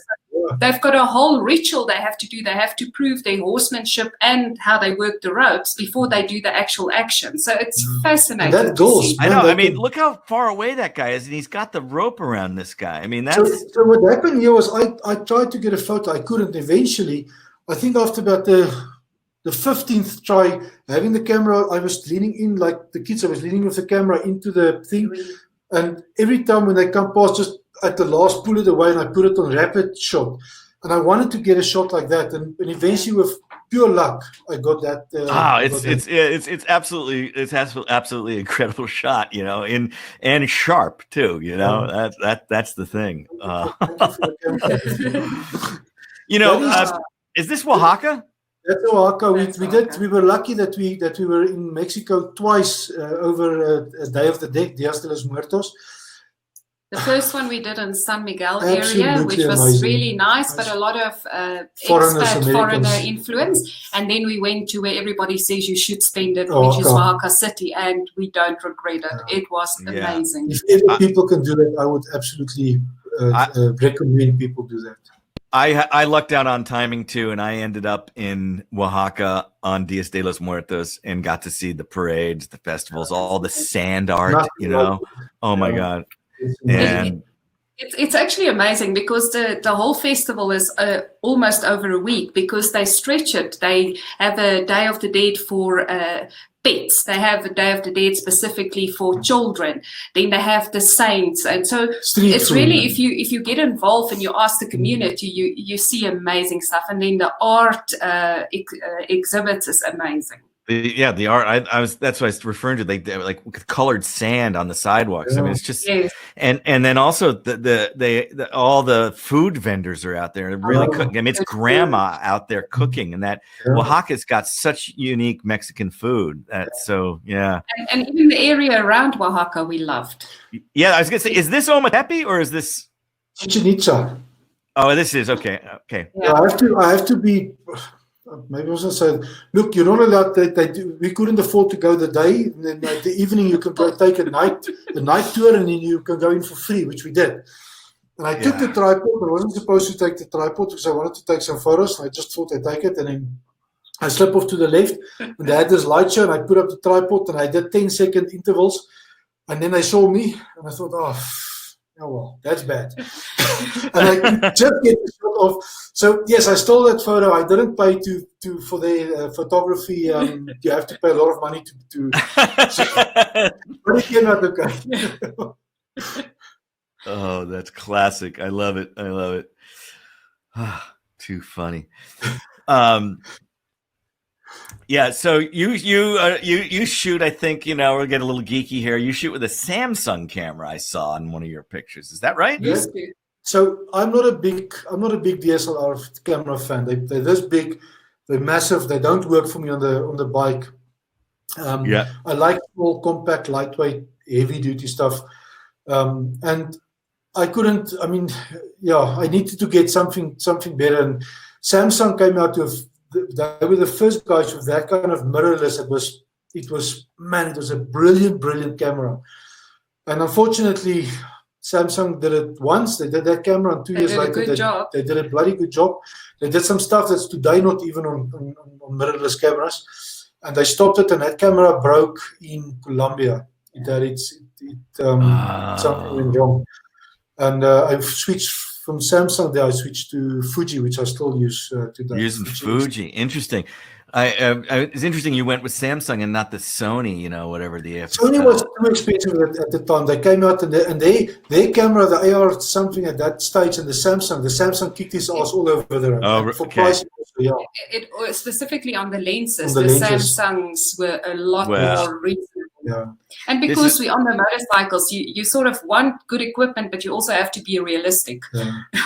Yeah, I still carry a DSLR. In fact, it's the camera that's my webcam right now as well. And although Canon just introduced new mirrorless, the R5 and the R6, but at like one of them is almost $4,000, and Yeah, all that's the good. lenses are more, and I have all the good L lenses, Yeah. and but I would love to lose some weight for sure, and I'm hip to that. But I want that articulating screen though. That's real important Yes. to me. I must say, Adele is talking about the SX17 and said, we've got small cameras with us, but what happened, it's the same as what happened in Africa. You take photos, you go back home, you look at your photos, it's like, dear Lord. Or you want to put it, you want blow it up yeah, bigger, and you want to have a certain depth depth of field. And if it's night photography, you want to have a specific field of, a wide angle or something like that. And Yes. you can unfortunately only get it if you have proper equipment with the stuff. And, the Fuji for me works brilliantly on that. It's the XT3 is a proper professional camera. The lenses I can buy, I can switch them over to new stuff. So also for us was very important. Wherever we buy the camera, we must be able to have support, because I started off with a little Canon in South Africa, but as soon as I got into Zambia, I had problems and nobody could help me because it's not an international warranty. So when we started researching it, when the Samsung went, we actually found that Fuji gives a really, really clear good warranty all around the world. And they, specifically here in South America, they're well presented. That's very cool. I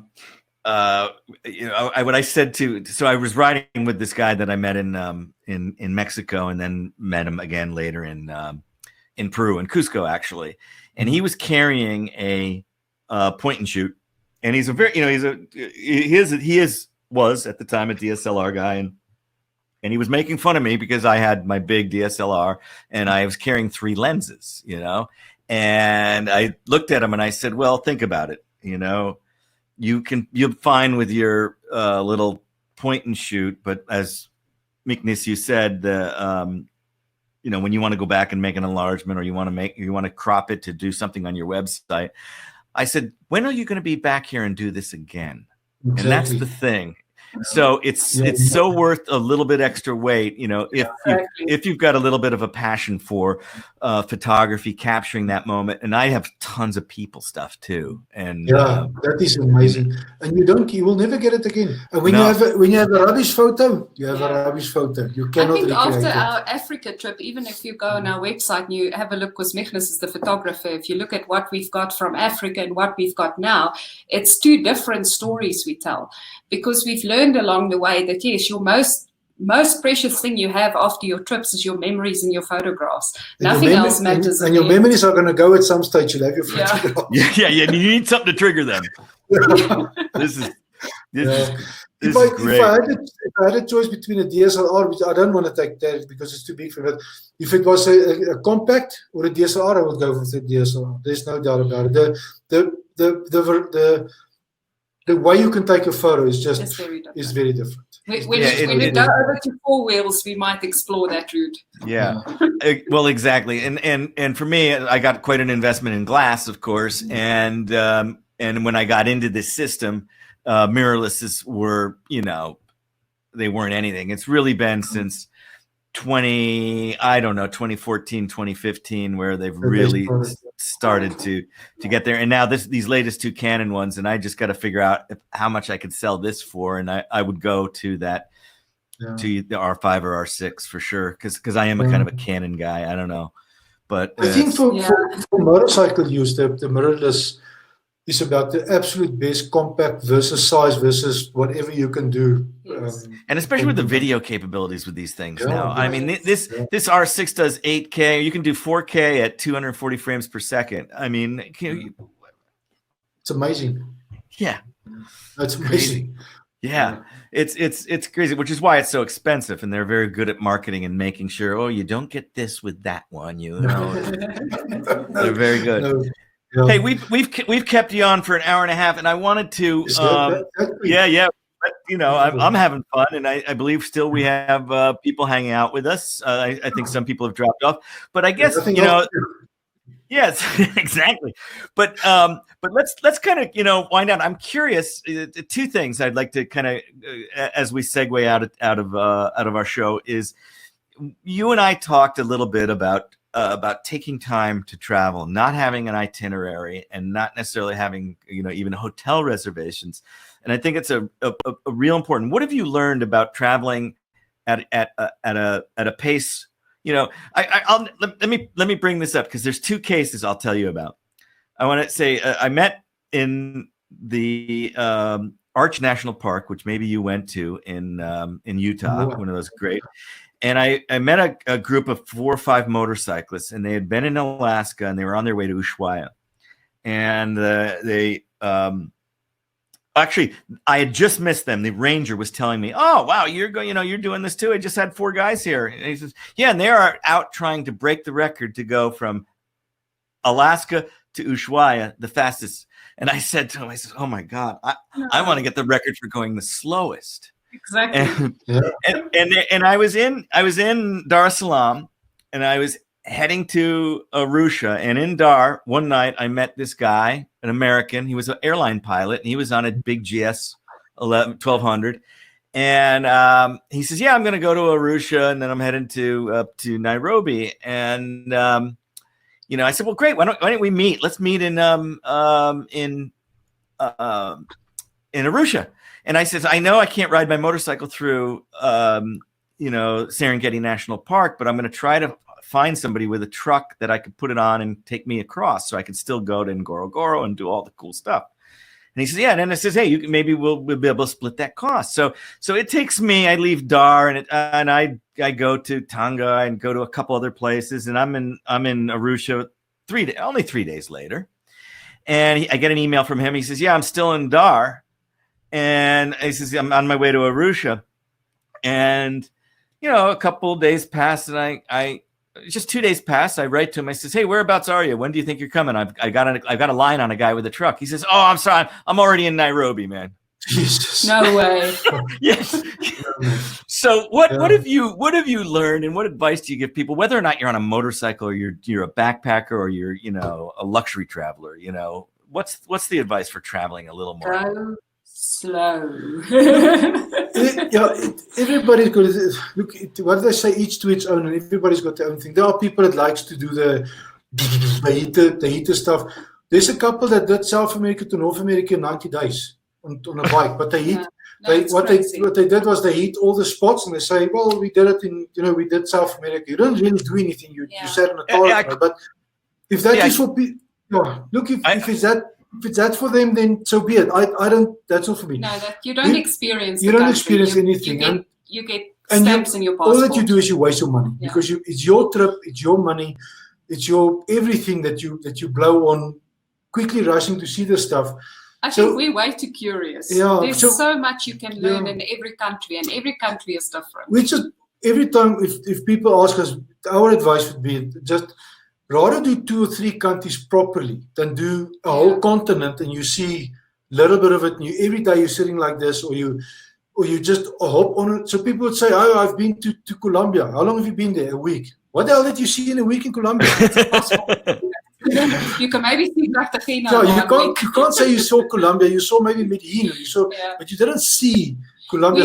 A lot of people ask us, give us advice. How long should we do? Where should we go? And we normally start you need to tell us, or you need to work out your budget, because don't go on a trip if you can't afford it. You're not going to enjoy it. And then secondly, how much time do you think you have, and how far can you stretch that time?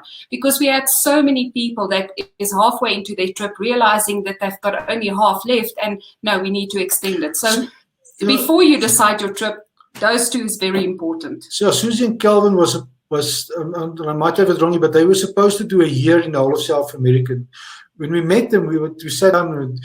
You don't want to push it. We just said, this is so good and stuff. So eventually we said to them, "Why don't you take it slow, really slow? So sit down, let's say once a month, sit down for 2 or 3 days, do nothing. Don't start your bike, save money. Experience the country. And rather do 4 countries in South America properly than do the whole." They eventually, by doing that, extended their trip with the money they have for 2 years. Yeah, they extended.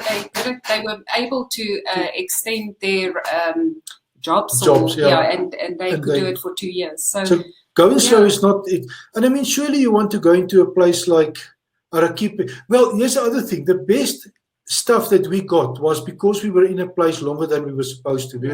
Like if we rushed through Mexico, that rodeo thing, we wouldn't have We would have seen. missed it. Arequipa, I wouldn't have seen it. In the festivals in Yeah. Cusco, I wouldn't have seen it. It's because you're all the time on the road. Every day you have to ride. So And every trip can be so different. For instance, we like looking at properties. I love the food scene. So even just doing a foodie trip can take you so long if you really, really go into the culture. So Yeah. slow. Look, everybody we prefer does. slow. I've had people I know. There's so many Yeah. people that does the whole of Africa. That it's basically a tar route now. So you can do Africa in As quick as you 35 want. days if you want. But I don't know. It personally for me, Yeah. I will have no satisfaction from that. It will give me nothing. No, I 100% agree with that. I tell people a lot of times, like, well, what do you, after what are you thinking about at the end of the day after you've been through a long day on the bike? I says, getting off the bike for a few days, because I like to park it and I just love to walk and just explore and get that, understand that region, then find some tips. For sure. So this is good advice. This is good advice from the folks at Piki Piki, which is, by the way, for those of you who don't know, Piki Piki is the Swahili word for motorcycle, and that's it's so endearing, and I love that. And you guys have Piki Piki Overland on YouTube as well as on Instagram, and The webpage. and your webpage, pikipikioverland.com. Even Tanya, she says they've planned 10 months in Africa and eventually they did 2 years and 4 months there instead. Yeah, that's the way to do it. They actually, man, they went some places in Africa that a lot of Africans haven't even seen. And you must say it changes. It's like even our traveling style here in South America is a little bit different to what we did in Africa. And we often say, shall we just not go back with the 2 Dakars to Africa and just do it again? Yeah. I know. I think about going back to Africa. I know. Somebody asked me the other day, would you rather go back to Africa or South America? And that's a real hard question. You can't compare the two. Both has got its own. Yeah. Both. You can't compare it. You can't compare. But if if somebody puts a gun to your head, what are you going to tell them? You got to choose one. Well, I would say it depends on where you're from. If you're used to mountains and high altitude and snow, go to Africa, and the other way around. If you're used to Africa scenes and you've never been in high altitudes and experienced the snow-capped mountains, go to South America. Yeah. I mean, I would choose South Africa just because it's so different. Brilliant. We grew up in Africa. Africa is our place. So I would then say, for me, I would say South America because it's got so much other stuff that Africa doesn't. It's dramatic. It's dramatic and stuff. But and isn't there something endearing about the Latin culture? I mean, and you can speak. And you can speak one language more or less, except for Brazil, But even there, you could get away with little portuñol. What other place? Not Americans, not in Africa or Europe. Do you have squares where people come together in afternoons? People are selling hot dogs and whatever the hell they sell, and nobody comes in with a gun to give. You can't sell this hot dog here because it's going to kill people, and you can take photos of people. Where else do you do that? Yeah, exactly. I mean, it's not like having somebody hold out you're taking a picture of somebody. I always ask anyway, but sometimes they'll say, give me 5 shillings, whatever. I will never pay for a photo because I want to. I've actually got over that. I ask people, if I really want to like a close-up stuff, I'll ask them, can I take a photo? And 99% people say yes. I've had here and there people say no, whatever, and then I say thank you and go. Yeah. But what I do is if I want to take a photo of like a lady she's selling, let's say, strawberries, we would buy strawberries and add that. I'll ask you to take a photo. I'm okay with that. I honestly think it's your attitude as a photographer as well, because we haven't been rejected that often because we approach people with a smile. We're interested in what they're doing. We don't, we're tourists, but we don't look like I'm going to stuck this camera in your face. You interact with the people first. Yeah. It's funny. When I was in Tanzania, Kenya, I can't remember. When I was one guy, a Maasai, right? And he would, I asked him, he wanted money for it. And he wouldn't let me take his picture. I'm like, okay, I don't care. I don't need the picture that bad. Yeah. But you were talking about people that go and just check off the list and get proof in the passport that they've been somewhere, but they really haven't. I have a term, I call it checklist tourism, that you're just going off to check something off a list, and this is not the way to go. It's a sad way to go, because even if you speak to those people afterwards and you trade stories, they've got so little to tell you because they've only been to the most scenic tourist attractions, the must-sees, that they never got to know the culture. They didn't get to eat the food. Even in Africa, we were sitting in Ethiopia, and we had a couple arriving with their 4x4, and they were almost in a panic because their food are almost finished. And I was like, but haven't you eaten the local food? Have you tried the injera? Have you tried the chapatis? And they were like, no, what's that? And I thought, no, this is not how you experience a country. I think that kind of passport training, when you rush through just to get a passport stamp, is like buying the difference between buying a fake Rolex and a real Rolex. It will never be a real Rolex. Whatever you say, whatever you do, it will be a fake thing. It never will be. Al says that many Bolivians feel themselves are being harmed in photos, so it is. But you know what? Yeah, but it's changing. I don't know if it's changing, but we've done two big, and luckily again, one in Tupiza and the one in Uyuni. We were there when it was carnival time. Yeah. And I would walk up to people, can I take a photo? Sure. And they start to think. So honestly, a lot of people have told me Bolivians are shy of photos, and I've treated them as such that, with respect, and you go up to them and ask them. But I must be honest that all the photos I got was really good. Yeah. Open. People were really open for me to take photos. If you're in a country long enough and you actually attend an event, people don't mind for you to interact and take photographs. Where if you're just in town for 2 days and you rush into the market and you want to take the ladies who's selling food for a living, that is where they're going to tell you to no. In Cuba, for example, there was a guy sitting there with a cigar like this, wrapped around with plastic tape, and you take photos, you pay him for it. I don't do that. I walked around in the smaller towns. I saw where two guys were sitting smoking. I went up to them and I say, listen, I really want to take a photo. You guys are just, it's such a nice scene. And they're like, no, sure, no problem. Well, you start talking to them. Yeah, I start talking to them. That's exactly what I do, is I start talking with them before I even ask for the thing. It's just, what are you guys doing? How long you been here? What's happening? Where should I go? It's connection. If you connect with somebody, and if you do that, you get such a better picture anyway. And then I know some photographers who just try to sneak the shots, with the long lens, or they try to just hip shot, and you're not going to get the great shot that way. But there's some photos that you steal because of the scene. There's some photos that you have to steal, but it must come into that context of what you're trying to do, not steal it because you don't want somebody to see. I think a lot of people are a bit shy, so they don't want to ask, or they don't make eye connection to take the photograph, where Michnus has got no problem doing that. So even here in Sucre, we're under lockdown, and he keeps telling the people, I would love to take the traditional dresses, and even now with COVID, the ladies with the traditional or the new traditional masks, and we got it right that a lady is organizing a photo session for you. So just ask. Just ask. That's great. So as we wind it down, what do you think is going to happen? What's next for Piki Piki Overlanders? What do you think is, what's your plan? Is it going to open soon? If they came to you tomorrow and says you're free, back to the salon. So the plan is this, and I see Tanya's asked, but roughly the plan is this: if we already way over our visa and we way over our tip for our bike, so we've sort of contacted them. There's some ways, but the one thing is they're most probably going to say to us, you have to get out of the country within, let's say, 20 days. Fine. If the borders are open to Peru, Chile, Paraguay, we'll go that way, and then right.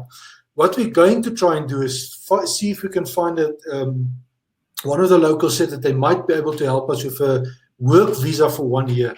So then we apply for a work visa, we stay, and they extend our tip, and then we can go around Bolivia and see all the rest of the places.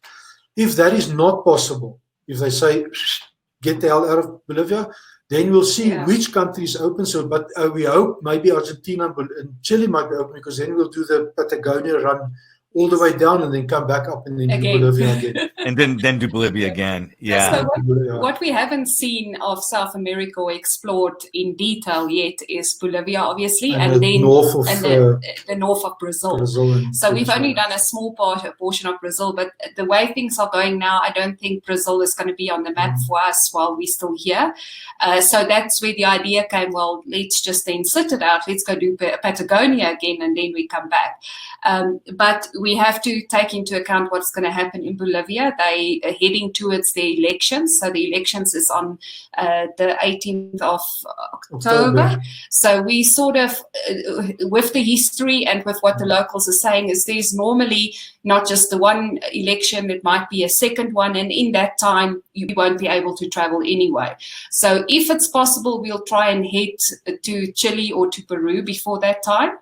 Alternative, we even thinking to maybe then just try and store the motorbikes and see if we can get maybe into America and then come back again in January or in February. Yeah, so we'll play it out. We'll see. Yeah, no serious plans. We just waiting to see what happens.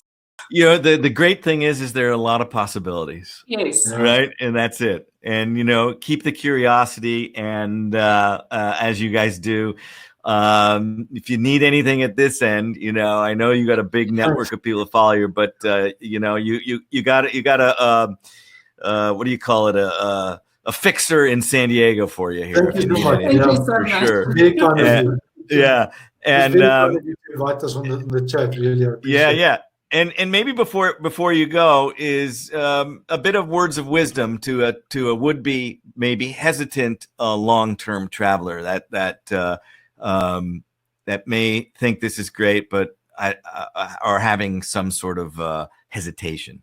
Don't overthink. No, don't overthink. Don't Just get on your overthink bike, things. go. Just do it. Just You'll do it. grow into your travel. You'll get there. Take small bites. Yeah, Take the small most bites. difficult thing is to just get. start. Yeah, and that's interesting. You say that it's most difficult thing is to start, and sometimes I say the most difficult thing is to make that decision. Yes. So good words of advice. Don't overthink it. Yeah. Yeah. So hey, I want to thank you guys so much. We stayed a lot longer, but there was so many good stories to share, and we're gonna have to come back. We probably need to do an episode 2 with you guys because there's so much more to chat about that we didn't get to, including the beer discussion. That's a real important one. You know, we got to get to some things. I mean, I'm right now, you know, spitting dust right here. Oh man, Adele, thank you. Tanya, thank you. Yes. Yeah, thanks for joining. Luca, Yeah. Adele, send us a message or a what do you call it? A message on Instagram, Facebook, Connect. wherever. Yeah, just connect. Yeah, connect. She's great. She was on my as I said. So well, I really appreciate you guys, and nice Nice meeting you. yeah, it's nice meeting you. It's interesting because I've done. You're the 17th. Usually I do this at the beginning. We got a little screwed around in the beginning. This is the 17th webcast I've done live stream, and most everybody except for one or two, and you that I never met face to face. You know, but you know, obviously we've passed each other through social media, and so this is kind of unique, but I thought about it last night again, that 10 years ago, 12 years ago, there was only radio, there was only magazines. Now there's the ability of normal travelers, and there's guys like you, a guy back home, JJ, Gravel Travel. Yes. There's Martin, Jim Martin from Adventurous Radio. oh yes, yeah. Normal guys, they have the ability. I don't have the ability. I have a huge respect for the way, because you guys are talk radio type of people. Are you doing But well? Really. I would have never been able to listen to other guys' trips the way you guys do interviews and stuff. So it's really cool that you have the technology today to be able to do stuff like this. But that's it. We didn't really use social media through our Africa trip, but here in the Americas we have. And I must say, some days you don't want to be on social media, but the positive experiences we had through it was just, and the connections we've made has been absolutely remarkable. Absolutely, yeah. It's the connections through this. As much as the damned if you do, damned if you don't. But it is those connections. And even the crazy connection with Dan Byer. I know you guys have been talking to, but he appeared he was on that show with Adele, and these were just people watching the show. And I just brought them on. So it was just a kind of I didn't have a guest kind of dropped out that week. And I thought, well, I'm just going to let people come on. And wow, but it turned out to be really kind of fun. Yeah. Well, we can talk about we're going to. Yes, Tanya and Adele, and there's a lot of people that these are the non-shy people. There's other people that I always hear about after who said, "Oh, I was on." And I'm like, "Well, why didn't you say anything in the chat?" But, well, I've sent the podcast to a lot of our friends, and many of them said, "Sorry, we're busy. We'll check on YouTube." So we'll visit. In South Africa, they sleep. Yeah, in South Africa, they sleep. Yeah. In fact, when I did my South African with the Joe and with Ronnie, I had to do it a lot earlier. But yeah, this will be up on YouTube. If you are watching the YouTube replay, this has been a great live stream, and be sure to follow PikiPikiOverland.com and on all the usual social channels. Subscribe to this channel, and until next Monday, this has been Journeys Webcast, life in the time of Corona and beyond. Thank you, guys. I love you. Thank you so much. Cheers. Okay. Cheers. Thank you for tuning in to the Journeys Webcast. I'm Allan Karl, your host. Be sure to tune us in every Monday. The time changes depending on where we are in the world. This is Allan Karl, and where will your next journey take you? Take care, guys, man. Be safe. We'll be in touch. Thank you. Ciao. Bye. Ciao.